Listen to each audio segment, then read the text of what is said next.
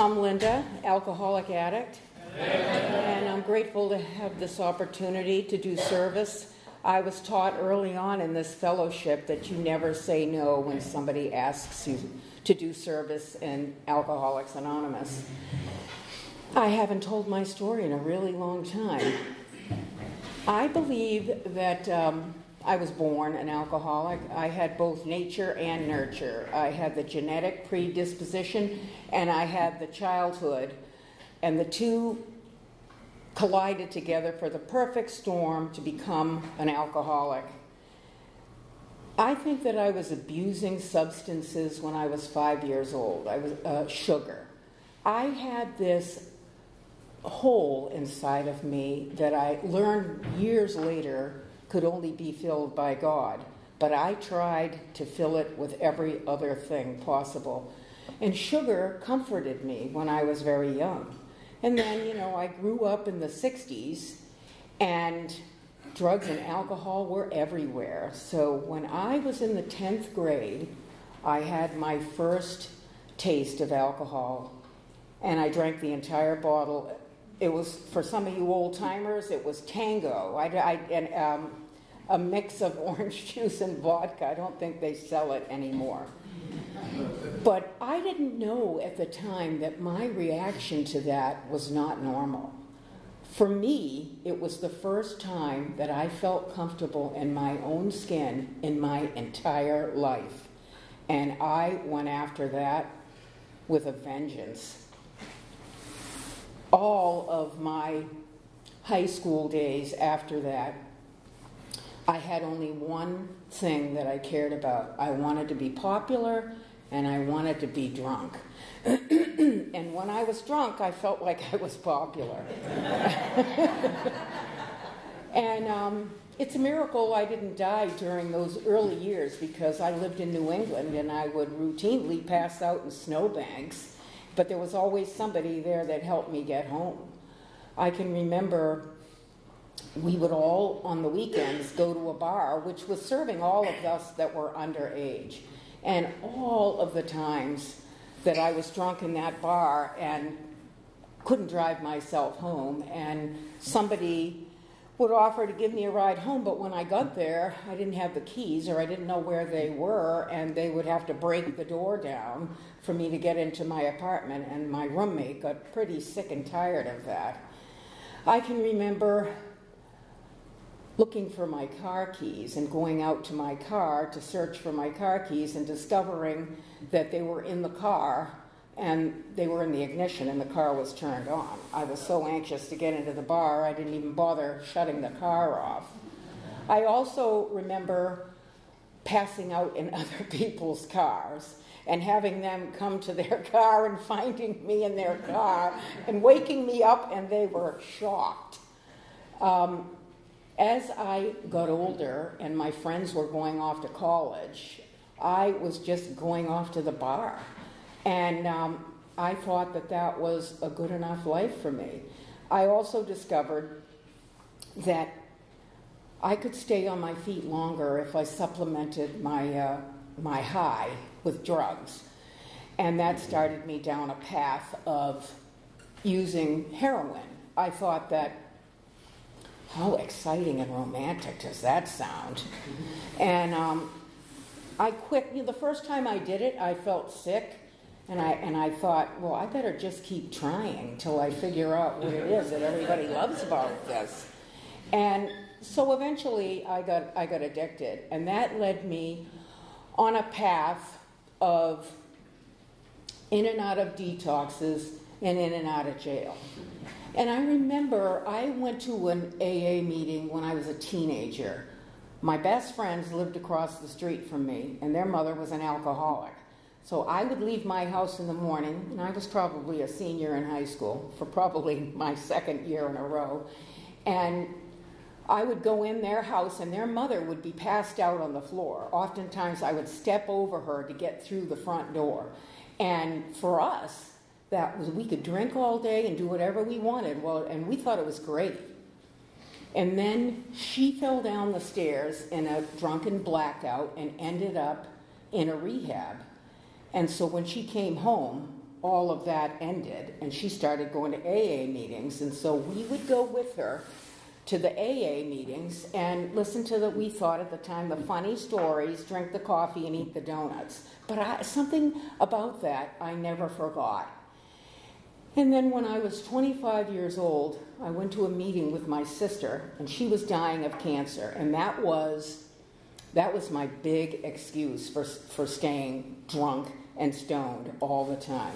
I had no coping skills whatsoever, and so I needed to be high all the time. So we went to this meeting, and I heard at that meeting that it's not a moral issue, that I have a disease.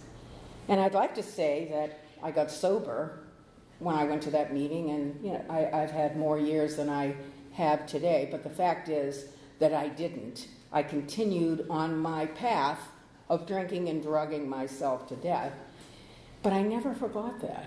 And so, fast forward in my story, I was living alone in East Boston.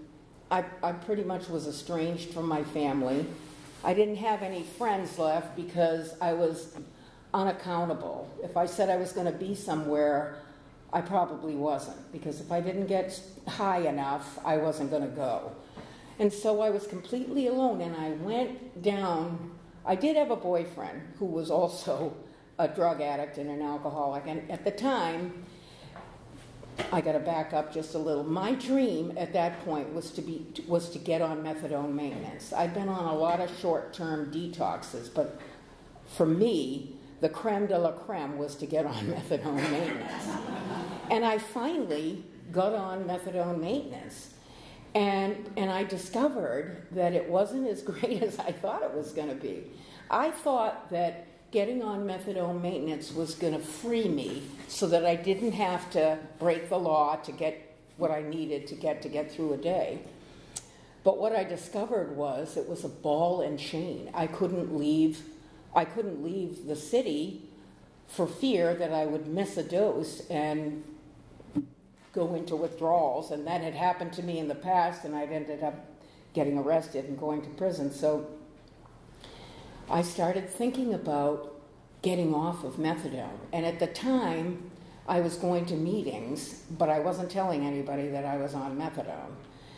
And there was a woman there that I had met, that I had asked her to be my sponsor. And I met her while I was in a court-ordered 1-year inpatient drug program where you were allowed to work. That's where I wanted to go instead of going to jail. So part of the commitment to being in that sober house was I needed to attend meetings. So I went to this meeting and I met this woman, and she had all the same, she had the eating disorder and the alcoholism, not the drug addiction because she was older. And I asked her to be my sponsor. And a few years, and I didn't follow through that time, but I did follow through later on. And I didn't tell her anything about my drug addiction or that I was on methadone because I was too afraid that she would fire me. And at the time, I was not drinking or taking any other drugs, which is rare at a methadone clinic. I was actually selling my urine because it only had methadone in it. And anyways, so she gave me my marching orders that I was to go to a meeting every day, that I was to call her every day at an assigned time and at an ungodly hour in the morning, and if I was a minute late, she wouldn't answer the phone. And I needed that kind of structure and discipline because I was the kind of person that didn't even renew my license or register and insure my car or get a legal inspection sticker. The rules were never for me. So, but for some reason, I followed what she told me to do. I was supposed to call 3 women, no relationships, and she gave me a list of the meetings to go to and the women to call. I guess she thought my judgment wasn't that good. So what ended up happening is I told the methadone clinic that I wanted to detox, and I was doing a blind detox, so I didn't know where I was at. And I went down to pay my rent one afternoon, and there was a pile of cocaine on the kitchen table of my landlord, unbeknownst to me, thank God. And so I went to the ATM, and I happened to have been working because I wasn't using any other drugs besides the methadone. So I went to the ATM about 6 times, and around 4 o'clock in the morning, I crawled up to my apartment, and that's when I had my spiritual awakening. I knew what was in store for me if I went back to the life that I was living before, committing crimes and hanging around with other people that only cared about drinking and drugging. But I had no idea of what it would be like to not do that. And so I got on my knees and prayed to a God that I wasn't even sure existed. And I went to sleep. I said to my higher power, who I didn't know I had at the time, either heal me or kill me. And I woke up the next morning, and I did not have the compulsion to take a drink or a drug. And I called my sponsor, and I told her the truth. I told her I'd been on methadone, and I had been lying. And she said, don't ever go back to the clinic. And I didn't go back to the clinic. And I have to say that I probably suffered withdrawal symptoms for up to a year, where I just felt my skin was crawling. I can remember exercising to make that go away. But something more powerful than me had taken away that obsession. God was doing for me what I could not do for myself, even before I even entirely believed that there was a God. And during that time, I went to a meeting every single day, and I called 3 people every day, and I stayed so close to the fellowship. And time started to go on, and I wanted to live life more fully. I kept thinking that there were other things out there that could do the same thing for me that drugs and alcohol could, and it wasn't a higher power or meetings. So I was on a search, and I was deep into my eating disorder. And during that period of time, I stopped going to meetings for a while, for probably 2 years. But I did not pick anything up. And my sponsor, that was my higher power at the time, had started to give me suggestions that I was unwilling to take. That, like some of the suggestions were that I should quit my job, give away all my animals, and estrange myself from my family. And before that, I always did everything she told me to do. But I was unwilling to do that, and I thought if I wasn't going to do what she said, that I couldn't be part of it. And so I left for a couple of years, and through the grace of God, I didn't relapse on drugs and alcohol. I was deep into my eating disorder. But after my son was born, I knew that I could not do this on my own, and I went to a meeting, and I found somebody at the meeting that reminded me that the only requirement for membership is a desire.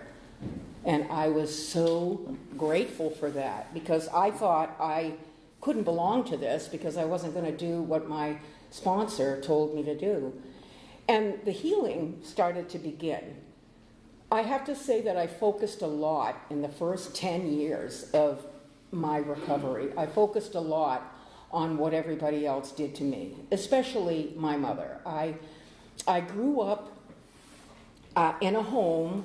I never had to worry about a roof over my head. There was no violence there, but there was a lot of verbal abuse. And I, for some reason, thought that if I could get my mother's approval, if I could get the love of my mother, that would fill the hole that was still inside of me. And I kept trying. I kept going back, as I've heard in this fellowship referred to, going to the empty well, going to the hardware store to get a loaf of bread. I was looking for the nurturing from a woman who was not capable of nurturing me.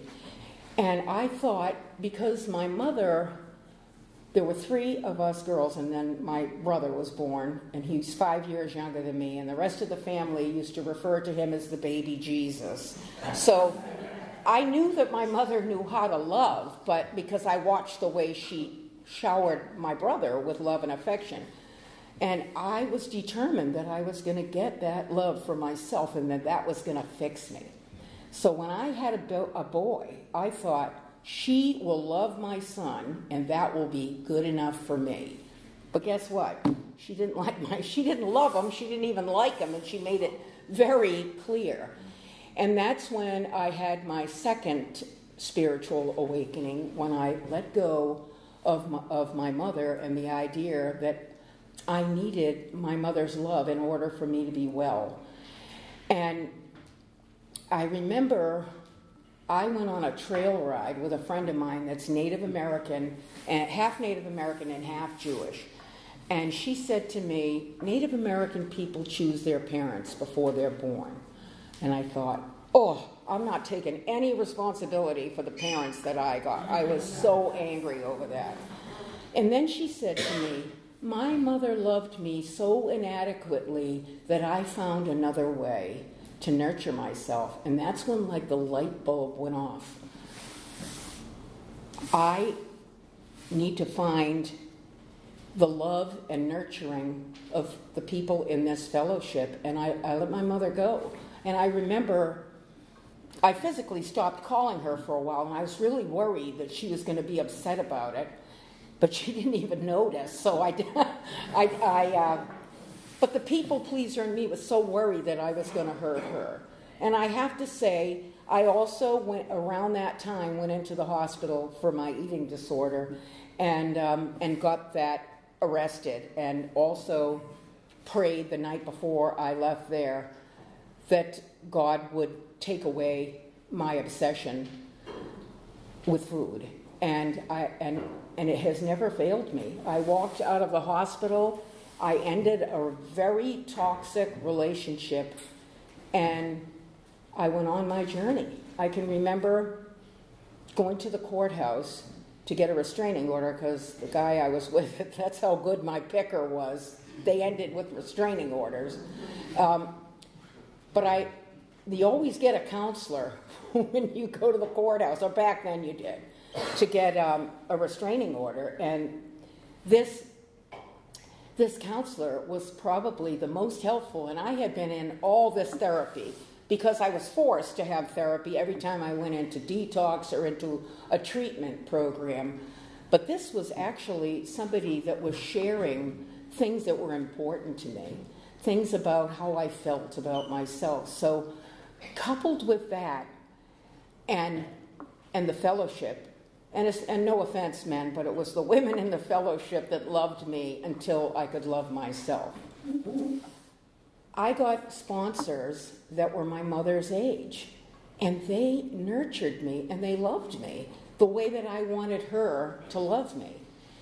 And when she died, I had forgiven her and forgiven myself to the point where I was at peace. And she died young. She was only 74 years old.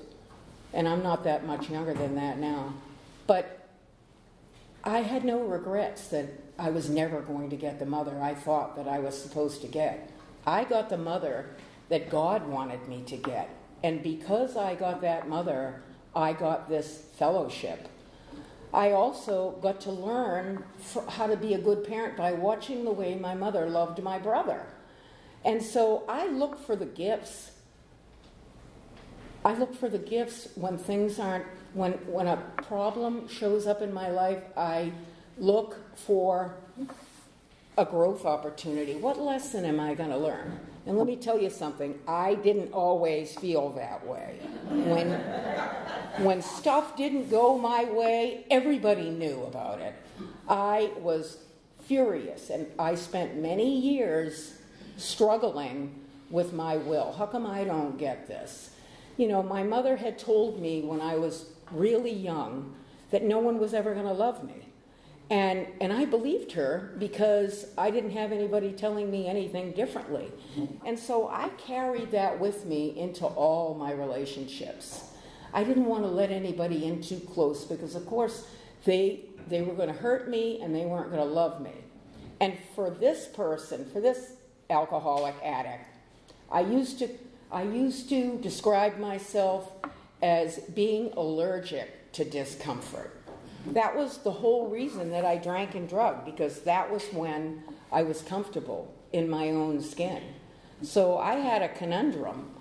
If I don't get my will, how can I possibly be comfortable? And it was through pain. It was through being angry and raging at God when things didn't go my way that I began to believe that there's a higher power out there, whatever you want to call the higher power, but there's somebody out there that is directing what happens, and it's not me. My response, well, it used to be my reaction to what showed up in my life that I didn't want was rage. And eventually, it little by little started turning into, okay, I can get through this. I heard at a meeting many years ago stuff that really has helped me today. One thing was, it came to pass, not to stay. For me, the discomfort was like, oh, it's going to be here forever. It was never or forever for me. And the other thing I heard was, the only way out of it is through it. You know, I already tried, like, numbing myself so I didn't have to feel it, or pretending that it wasn't happening and ignoring it. Now it was a matter of, I need to walk through it. And I had people in my life, because I had been practicing calling 3 people a day every day and calling my sponsor. And by the way, I continued to do that for many, many, many years. I was programmed to pick up the phone when I was uncomfortable. And I'm incredibly grateful for that. It was years later that I realized that I don't have to call like 100 people so they're all on my side when I get into a dispute with somebody. That picking up the phone and talking about what was wrong sometimes just limit it to, and also don't pick the person you know is going to agree with you. I wouldn't call my sponsor because I already knew what her opinion was going to be. I'd call somebody else so they could give me the green light if I wanted to do something that I knew I shouldn't be doing. But those are all lessons that I learned along the journey. And the part about God has a plan for me and I'm not in charge of that plan, that was the hardest. That was the absolute hardest, because I didn't want to let go of my will. And today, my powerlessness is comforting to me. I have, when I know that something's happening and I don't want it to happen or I don't want to see, and it's especially painful when it comes to this program. I have stepped over a lot of bodies on my journey. I forgot to say, my sober date is March 19th, 1983. That's 40 years that I've been sober, and I am blown away by that. And I have to say that in the beginning, that was another thing that I was unwilling to let go. If I loved you, you had to stay sober. And that's just not the way that it happened. And I used to beat myself up over that. Like, if only I had said this or done that or hadn't done that. And then when my father retired, I had never seen him drinking when we were growing up, but when he retired, he started drinking and he started behaving like an alcoholic, which he did for the rest of his life. And I was powerless over that. A lot of people that I loved, that I wanted to remain in my life, I had to let go of, because I can't be in a relationship with an active alcoholic. It is toxic for me. I also had to stop hanging around with people that were toxic for me. The people-pleasing piece was probably the last piece to let go of. I had a sponsor, and she used to say, other people's opinions of me are none of my business. And I thought, what? Of course they are. Everybody has to think I'm wonderful, or I don't think I'm wonderful. And that was very, very challenging. I can remember practicing that. My former daughter-in-law and I had a difference of opinion, and I knew that it's a very small town we were living in Vermont. And I knew she was telling people a different version of what happened than the version that I wanted them to know. And I talked to my sponsor about it, and I committed that I wouldn't address it at all. And I would go places and I would think, they probably know what she said about me and want to tell them, and I didn't do it. And it may sound like something very small, but because I did that, the next time that happened, it was easier for me. And then the next time. And eventually, I stopped caring so much about what other people thought of me and started caring about what I thought of me. When I go to bed at night, it's just between me and my higher power. And if I live the life that I think God wants me to live, then I feel at peace. And if I haven't done such a good job, I have an opportunity to do a better job. I don't beat myself up over that. There was a time I thought I had to be perfect in this program, and I don't think I realized this program is about self-care and self-love. And the only thing that was ever asked of me is to put $1, well now it's more than $1, but to put money in the basket and to give it away, to reach out my hand to another suffering alcoholic. And I have been willing to do that. And because of that, I get to go anywhere on the planet, and there's an AA meeting there somewhere, even if it's not in the language that I speak.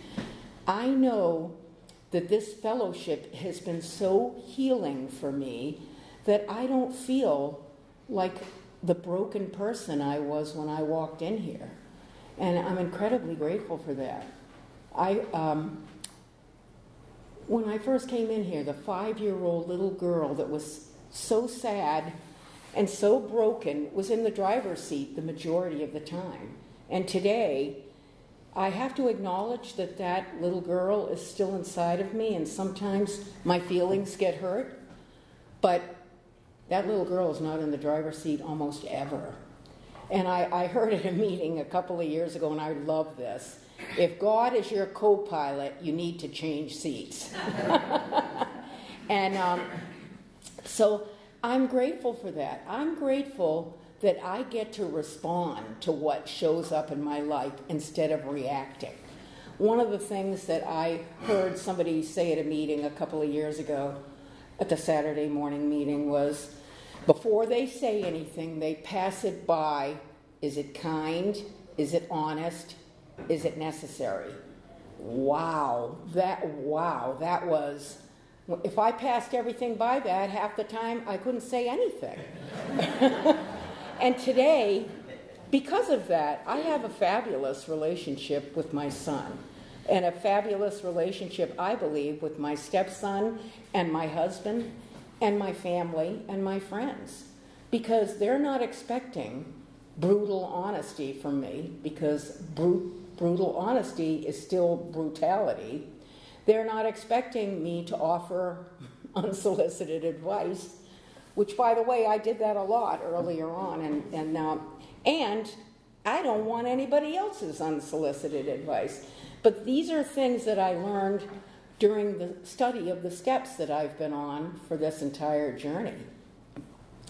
And I feel like it's a recipe for a peaceful, happy, useful life, what the promises talk about. And there isn't anything. I have no secrets anymore. I heard in this fellowship, you're only as sick as your secrets, and I came in here with a bunch, and I don't have any today. I tell on myself. There's nothing I've ever done that somebody else hasn't done. There's nothing I'm doing today that I'm ashamed of. And I came in here such a shameful person that I didn't think I deserved the air that I breathed. And today, I don't feel any shame. I have no secrets, and I have a healthy self-esteem. And it took a really long time, but I believe that I deserve this life that I have today. And I'm incredibly grateful for that.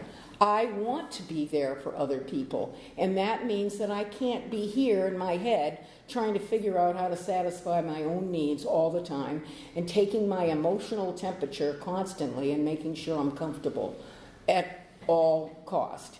Today I know that there's going to be discomfort, and I'm okay. I can get through that because I know it's going to end.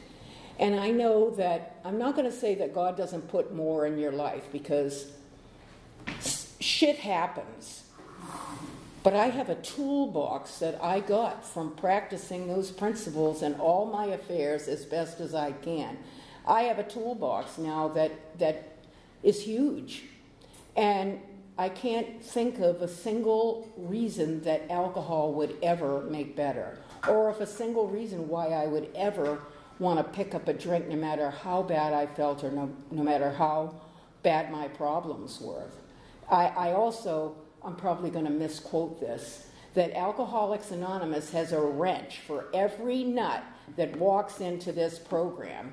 I don't have the wrench for everybody, and I maybe don't have the wrench for some people that I wanted to have the wrench for, but I have the wrench for other people. And so I reach out the hand of Alcoholics Anonymous to everybody that comes in here. There isn't anybody that I wouldn't help just simply because they had the desire to stay sober. And that's exactly what happened to me when I came into this fellowship. People loved me just because I wanted to be sober, and no other reason. This was the only club that I was ever welcome in. And I'm so grateful for that. I owe every good thing in my life to this fellowship and a relationship with a higher power. My relationship with a higher power usually looks like a human being. I have no picture of what this being that's a higher power. It's an energy. It's what I see when I'm with other people, because for me, it's all about relationships. It was first about the relationship I had with myself, which was terrible. And eventually, when I was healed enough, it was the relationship that I had with God, and then the relationship that I have with the other human beings on this planet. And I know that I may be the only copy of the big book that some people will ever see, so my behavior has to be congruent with what I believe. And that means that I can't just come here and say all this stuff and then go out to the world and, give the finger to somebody that does something that displeases me and not be kind to the people around me. And by the way, I don't do this perfectly. You can ask my husband. I don't always am successful with saying something that isn't kind, honest, or necessary. But the majority of the time I do, and it gets better. And I learned in this fellowship, it's progress, not perfection. All those slogans that I didn't understand in the beginning have been such cornerstones of my sobriety, things that I could lean on. I'm not afraid to ask somebody for help, and I'm incredibly grateful for that. I'm not embarrassed if I'm struggling with something, and I learned that here because I was so full of. I can't tell the time, so if somebody could let me know when I'm getting towards the end. I'm grateful that I'm okay with not being perfect, that I'm okay with the journey that I'm on, and so much more that I have to learn and to be revealed to me. And if I was perfect, I would have graduated from this program, and then where would I be? Back out on my own.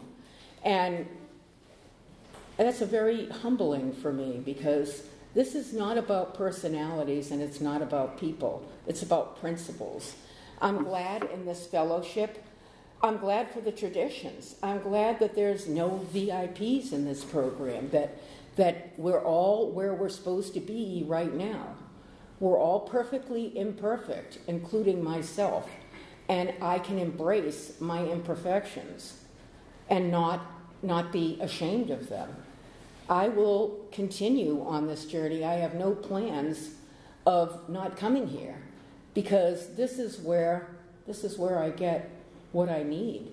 This is where I get the love that I so desperately wanted. And this is where I get the opportunity to be of service to other people. And I can't think of a greater place to be, because there is no place else that would accept me just simply because I have the desire to stop drinking. I can't believe that when I came in here so downtrodden, thinking to myself, when am I ever going to be in charge of my own life? It was always I ended up in jail or in the waiting room of some place who was going to determine what happens to me. And today, because of this fellowship, I have all these opportunities, and I don't have to worry about getting arrested. By the way, I used to think I was just unlucky, and that's why I got arrested regularly. I don't think I ever connected that if you don't do something wrong, you don't get arrested. But it's been a gift for me to be able to come here and share my story. And it's very cathartic, because I have a disease that tells me that I don't have a disease. I've got the faulty wiring in my brain that I will always have when it comes to drugs and alcohol and many other things. I heard somebody say it beautifully, and I'm playing with faulty equipment. My brain wants to kill me. And without this fellowship and left to my own devices, I would go back there, because I would convince myself that I'm not like the rest of you. So I stay connected to this fellowship. But more important, I want to be connected to this fellowship. I can't think of a better place to be on a Thursday night, except for in my chair in front of the which is where I usually am, because I get up so early. So I'm not sure if how much time I have left, but on that note, I'd like to say thank you all, and it's been a gift to tell my story.